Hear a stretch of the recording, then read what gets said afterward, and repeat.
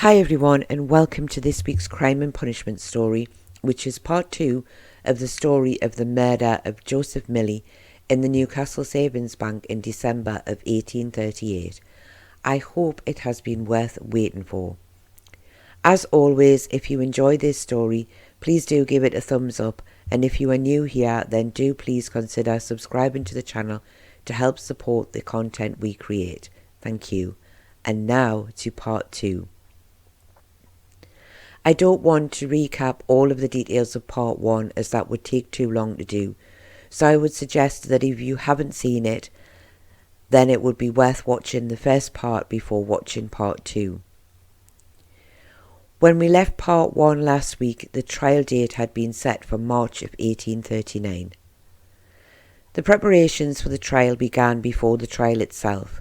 This was because of the extra case which was being discussed with regard to Archibald's housekeeper, Mary Walker. Since the inquest had taken place, it was felt that Mary's evidence had not been the entire truth, and she had been charged with being an accessory after the fact. It was said that she had been interviewed again and her evidence had now changed, the details of which would come out at the trial.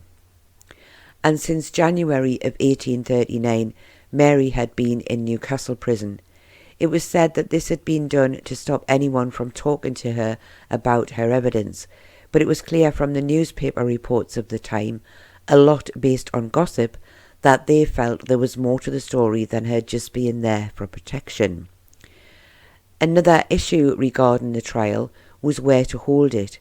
It was either to be at the Moot Hall with a jury of local people, or to actually move it to York, as it was felt that rumour and speculation in the town of Newcastle could mean the jury would be prejudiced before the trial even began. It was finally decided to hold it at the Moot Hall, and considerable changes had been made, including erecting barriers to try and hold back the massive crowds expected to try and attend. However, on the Monday morning when the trial was due to take place, rumours began to circulate that a request was to be made to postpone the trial until the summer. The application to postpone the trial was indeed heard at the Moot Hall that morning, and Archibald was not required to plead at that point in time, although he was present for the hearing. The defence stated it was felt that the over-enthusiastic people of Newcastle, with their theories and rumours, would mean that Archibald would not have a fair and impartial trial. Even though the murder had been committed some time ago, the slightest piece of new information created a whole new interest in the case. And as it had caused much excitement in the town, it would be better for Archibald if it was postponed to give time for the frenzy to die down. The prosecution did not feel this was the case, and they argued that it would not matter when the trial was held, as the same interest would be felt in the town. It had been such an awful crime, and the people wanted justice as soon as possible.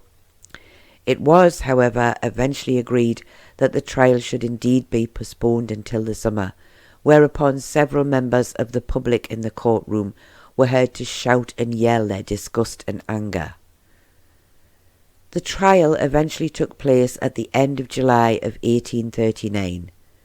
At some point in time, Archibald had been removed from Newcastle prison and taken to Morpeth prison, although it was unclear why he had been moved. He was taken from Morpeth to the Moot Hall on the morning of the trial. When asked how he pleaded, he is said to have replied quietly but firmly, "Not guilty." The details of the case are as said in part 1 of this story, that Archibald was accused of the murder of Joseph Millie at the Newcastle Savings Bank in the Royal Arcade on the 6th of December 1838 by means of attacking him with a poker and then attempting to set the rooms of the bank on fire. However, no motive had been established. No money or property had been stolen from the bank. In fact, money had been found still in the pockets of Joseph Millie's coat, and the money in the open safe remained untouched. No important bank papers had been taken, so there was no reason for a robbery or for someone unknown to have attacked both men, and there seemed to be no reason why Archibald would have simply attacked someone who was seen to be his good friend. But a man had still died, and someone had to be found responsible for the crime, and the police and the people of Newcastle were still convinced that this was Archibald. Because the interest in the case remained very high, the jury were not from the town of Newcastle. Many were farmers from other areas. Perhaps it was felt that they would not have seen the details of the crime, but it had been widely covered in newspapers all over the UK, so impartial members of the jury were very difficult to find. One of the first things noticed at the trial was the previous clerk of the bank, a Mr. Ridley. He had worked there for some time, and he had been on good terms with Archibald. However, this seems to have changed when Joseph started to work there. After this, Archibald was said to mention to the managers of the bank that he felt that Mr. Ridley was not doing his job properly. This was as if he was hoping that he would be made to leave, and he was eventually persuaded to resign and given a year's salary when he left, and it was his job that Joseph had been given. Mr. Ridley did not appear to be at the trial, so he was not asked his feelings on being made to leave the bank where he had worked for several years, which did seem a little strange. And you may remember from part 1 of this story that letters had been mentioned that had been sent to Archibald defaming the character of Joseph Millie, and how he had felt that those were done as an attempt to stop him from getting the job at the bank. Could these letters have been sent by Mr. Ridley? This is something that doesn't seem to have been investigated. In fact, the mystery letters were not investigated at all. Of course, the last one had never been found, and Archibald said he had burnt the others, so there was little or nothing for the police to actually look into. It was, as previously stated, that on the day of the crime, that Archibald had left the building at around 5 p.m. to go home, and that the watchman or the policeman by the name of Mr. Moore said he had started his job at the same time. He stated that he had a clear view of the entrance of the building which led to the bank, and until leaving his post at 10 p.m. he saw no strangers either enter or leave this doorway at any time. He was replaced by Mr. Davies at 10:45 p.m. He was not always outside the entrance to the Royal Arcade, as he walked around many of the surrounding streets as part of his normal routine. So in my opinion, this means the entrance was not always in sight for a lot of time, so anyone could have come out without being seen. And we must remember also that both men had previously stated that they knew neither Joseph or Archibald by sight, so perhaps they did not know anyone well enough to say if they were strangers or not. Mr. Robson, who lived in the Royal Arcade in the flat on the top floor and had a shop next door to the bank, stated that he had closed the main door to the building, which was something he always did at around 11:30 p.m. He said he did not see any fire in the building and he did not smell any smoke. He also stated that he had not heard any raised voices earlier in the evening when he had been in his own shop.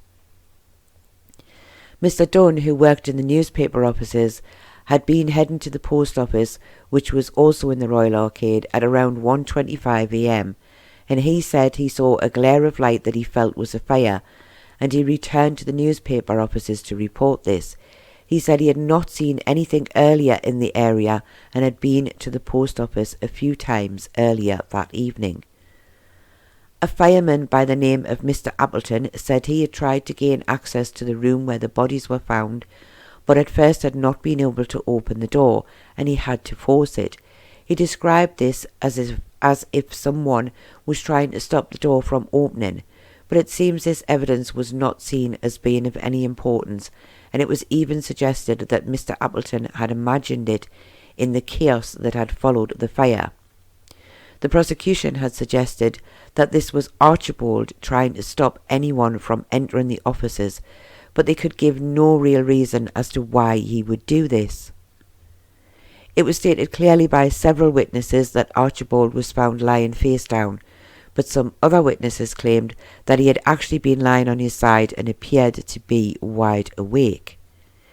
It was said that he had no blood on his outer garments, but appears to have had blood down the front of his inner clothing, which was felt could only have got there if he had been standing up when he was attacked, which did not match with his description of being on the floor when the mystery man had tried to cut his throat. The doctor stated that the cause of death for Joseph Millie had been savage blows to his head and body. It was said to be a very vicious attack. His skull had been crushed in places, and he had been beaten so badly that it was difficult to recognise who he was.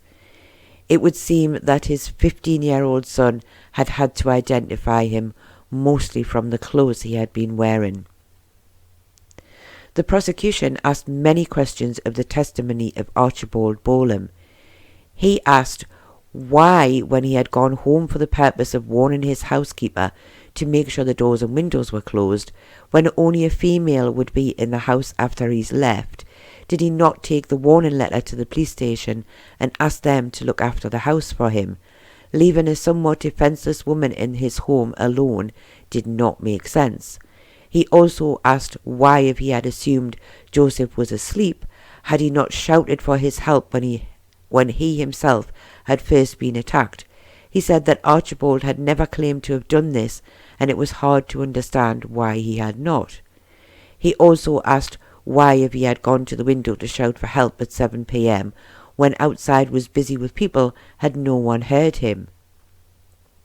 The prosecution also made a big issue of the fact that Archibald had said he had not tried to defend himself when the mystery man had been trying to cut his throat. He said it was not normal for someone to do nothing. That natural instinct would make a man raise his hands to try and fend off his attacker. It would be better to cut his hands than his throat. He said that Archibald had claimed the fire started early in the evening, yet it had not been discovered until several hours later. Had it been started sooner, then surely it would have been seen sooner, although he did acknowledge that Archibald had said he was in and out of consciousness during this time, which to me would suggest he would not have known for sure when the fire started. He also asked why Archibald did not get up at some time during the night and shout from the window for help. Why did he remain lying on the floor until the police and firemen arrived?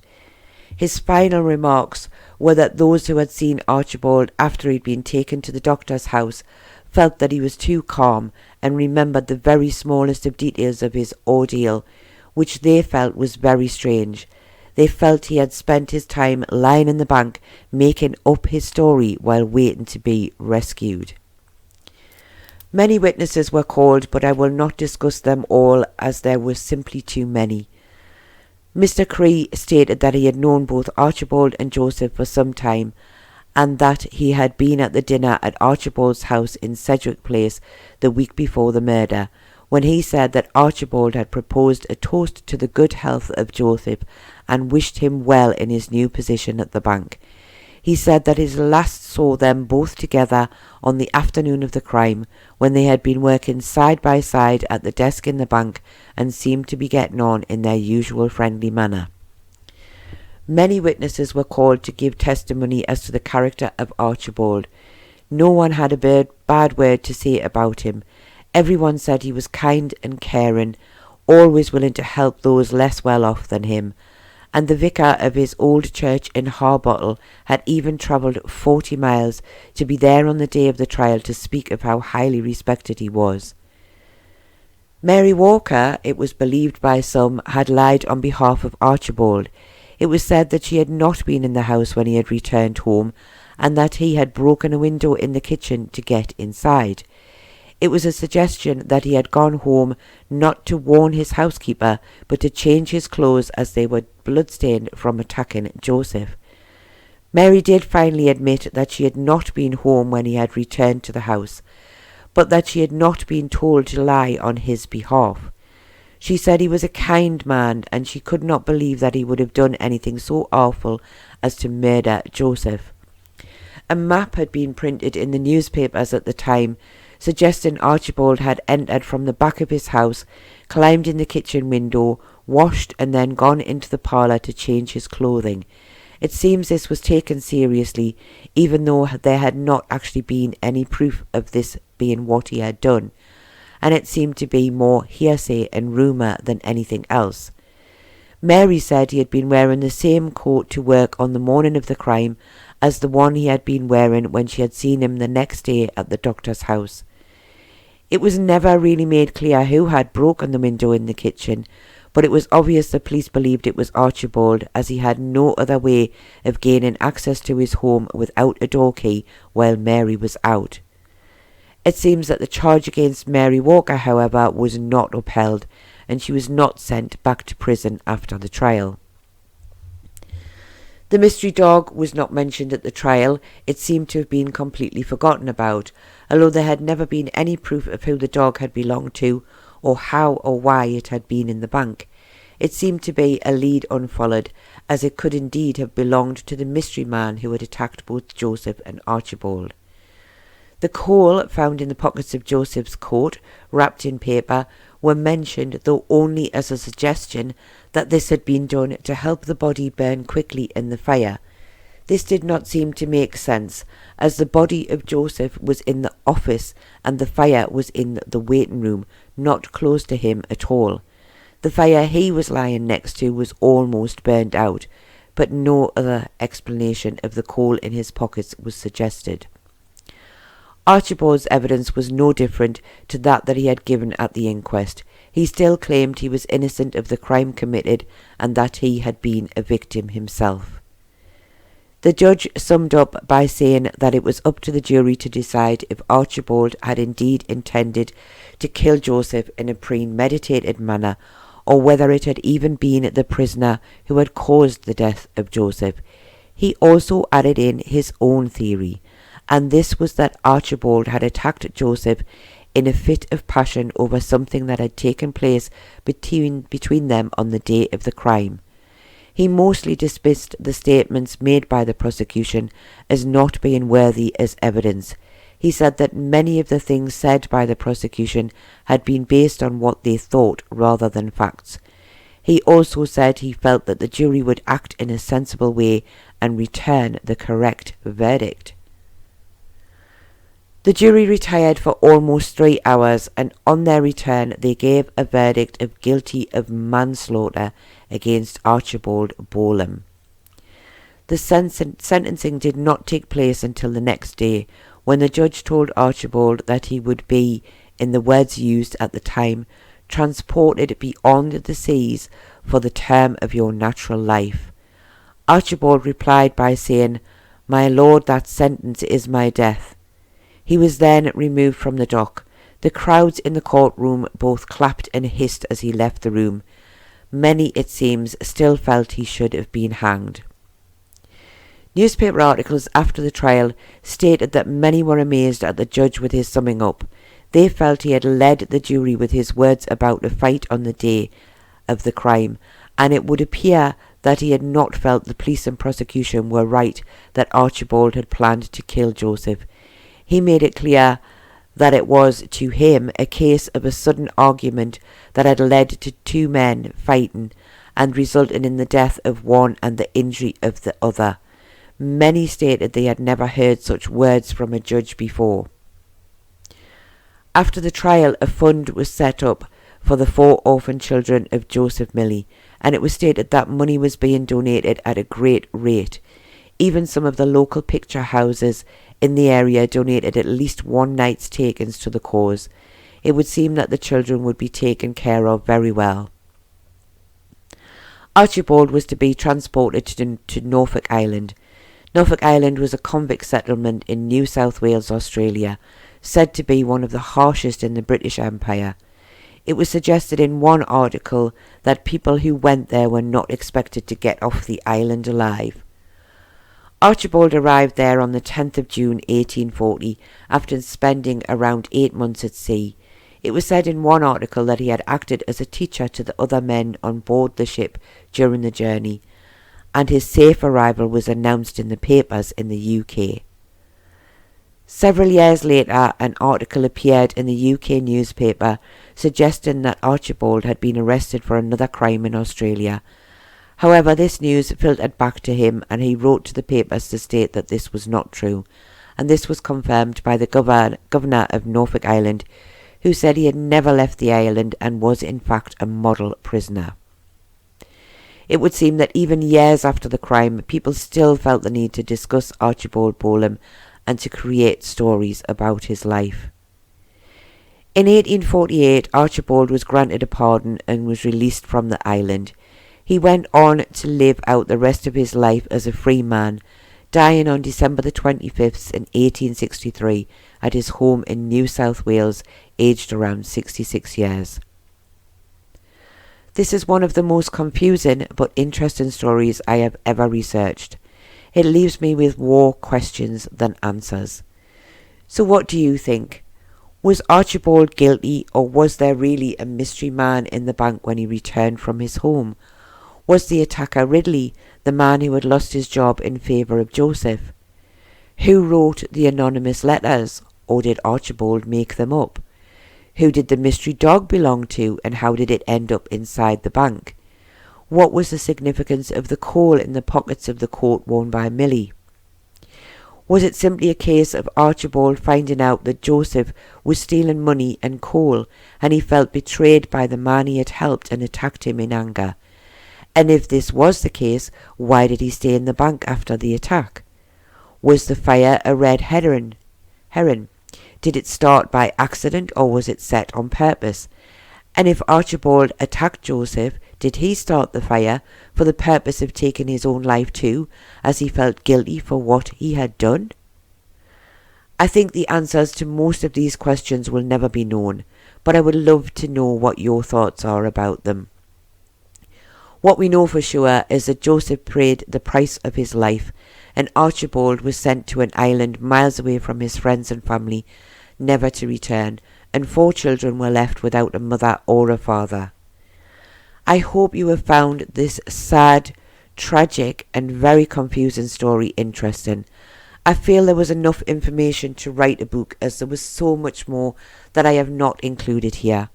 Who knows, maybe one day I will write a book about it. I thank you all very much for watching, and I hope to see you all again very soon.